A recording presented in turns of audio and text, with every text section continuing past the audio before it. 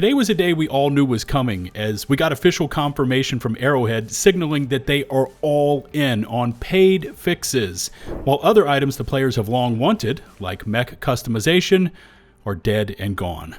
The shame is the argument against adding that feature into the game can be so easily handled, which is one of the many things we need to take a look at today. If you're new here, please hit subscribe as we dive into what happened and how far-reaching today's announcement will land.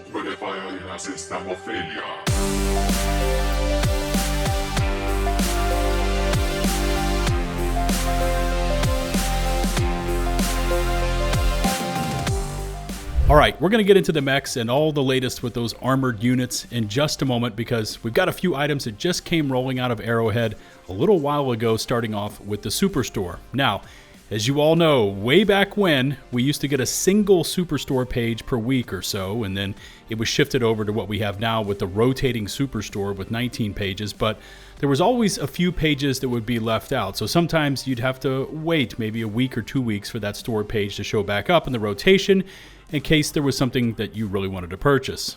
Well, come next week with the patch, which I'm going to assume is on Tuesday because that's the normal day for Arrowhead to drop their patches, we've got a change to the Superstore coming to us from an announcement made by community manager Mechs. Here's what it says.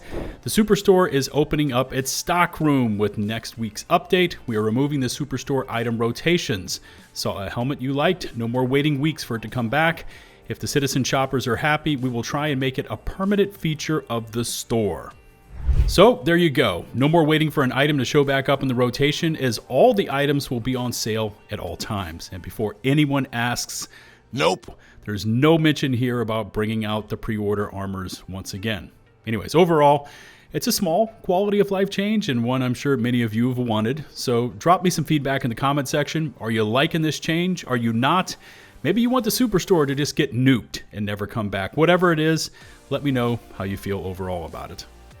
I'm guessing our next announcement made by Mechs is coming in due to the heated feelings overall about the Exo Expert's Warbond and just how fragile the mechs are in-game. And he did respond to a Discord member's question earlier today where they were actually asking him about the armor passives in that Warbond, responding that he would pass along their concerns to the Arrowhead team. But at the same time, he decided to drop in two other and somewhat unrelated pieces of info when he said that he did have cool news about mech buffs and that the flesh mob clipping issues were being fixed.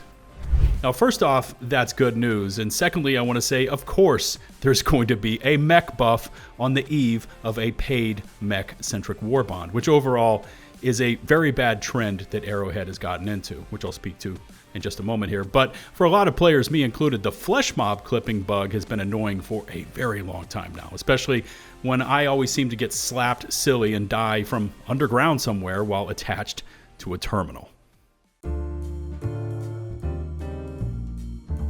With today's announcement that buffs are seemingly incoming for the mechs, it looks like Arrowhead are pushing ahead with releasing Exo Experts come hell or high water, despite numerous calls for it to be delayed so that it could be reworked and the mechs pulled out of the Warbond completely and instead inserted back into major orders and awarded for completing those campaigns. Now, you've heard me say it in many of my previous uploads. You've heard plenty of other creators say it as well. The community has been screaming for it for years. We're all wanting mech customization because it's customizable systems like that which create a deeper player engagement. More weapon attachments unlocked through progression, limited use alternate ammo types purchased with samples, all things that if added to Helldivers would give players new and old that next level of attachment to this game. The only thing standing in the way of those systems, though, is Arrowhead themselves.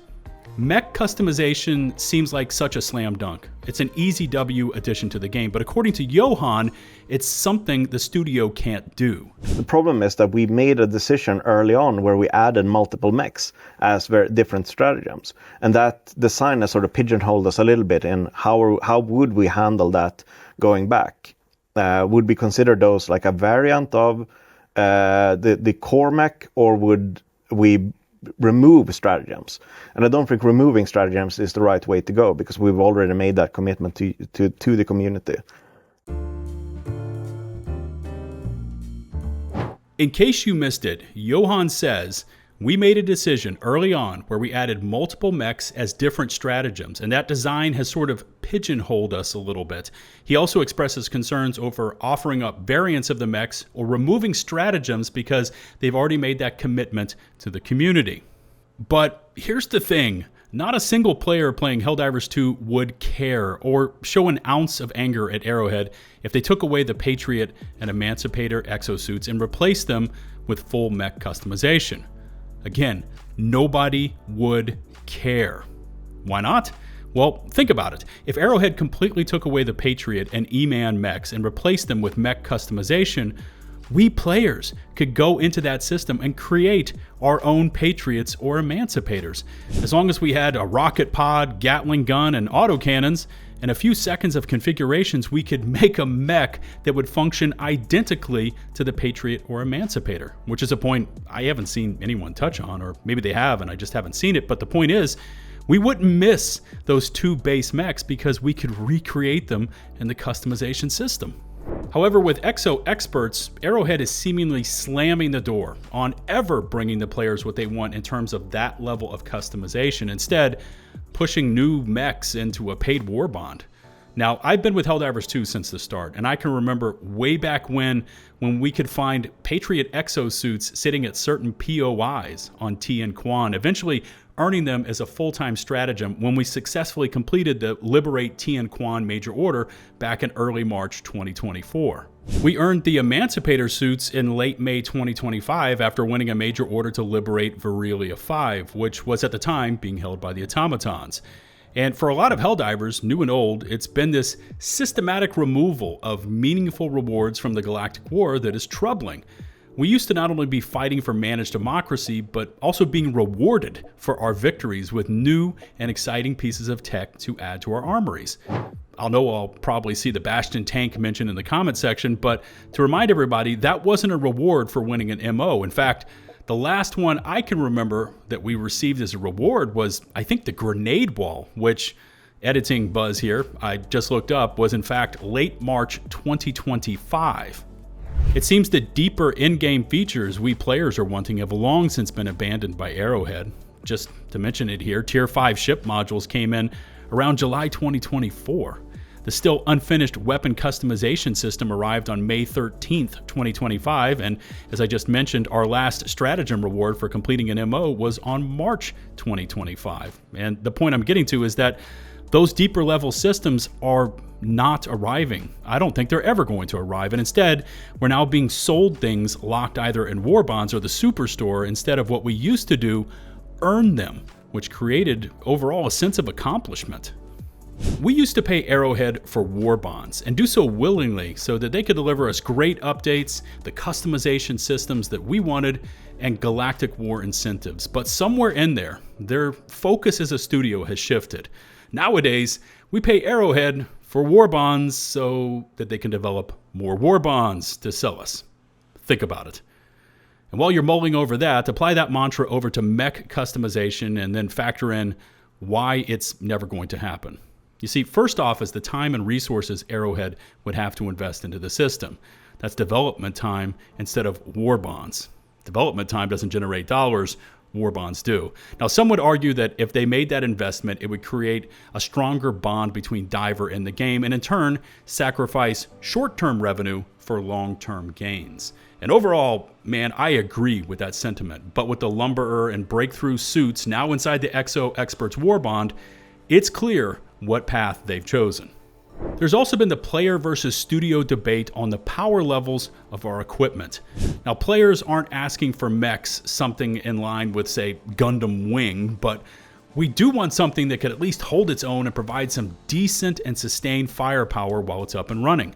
However, I have a feeling that mech customization would get in the way of the studio's realism for the players, fantasy for our enemies way of designing the endgame systems. Now, I can't find it in printed form, but I know we've heard them talk about total damage stats, where they look at, say, a certain weapon, and then they balance that weapon based on its damage and its available ammunition. And they have a certain zone they use to keep the weapons mostly on par with each other. Now there's some other factors in there as well, but the feeling is, with us being allowed to customize our own mechs, we could say equip 2 Gatling guns, or how about with the new Lumberer, what if we could attach the anti-tank emplacement cannon on both arms, which would in turn create outliers of outputting damage, and we know what happens with the studio to outliers inside the game.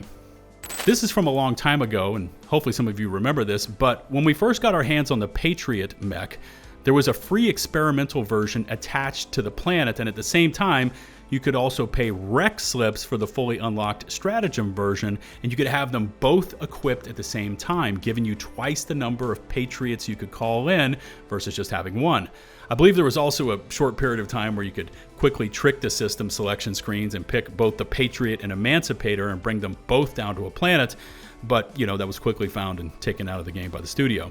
The reasoning was that it was causing problems with server stability and performance. Now, I remember that the game seemed to run just fine back when we could double up the Patriots on 𝗛𝗏𝗏𝗏. So while that developer statement may be true, there's also the possibility it's their attempt to limit our total damage output with another layer of restrictions. Now, I know there's been a lot of back and forth from both sides of this Mechs in a Warbond argument, and I think one of the main points here that's been twisted and or lost has to do with some saying you're just crying because you want everything for free, which I think overall is disingenuous. And while there may be the rare player out there saying that, the majority of players are not attaching to that line of reasoning. The issue here isn't the money. The issue is that we've now fully crossed the Rubicon, including full-blown exosuits inside a paid warbond instead of what we used to have in the game, a system of major order incentives, which drove up player engagement and overall camaraderie. The second and equally concerning piece to this mech warbond is tied to the announcement we got today that there are indeed mech buffs incoming next week with this paid warbond. Suppressors were dysfunctional from the time the ODST warbond dropped to just days before Redacted Regiment went live. Despite many of us in the community bringing up that point to Arrowhead, they didn't seem to want to fix suppressors, even going so far as to say that they were in a pretty good spot overall.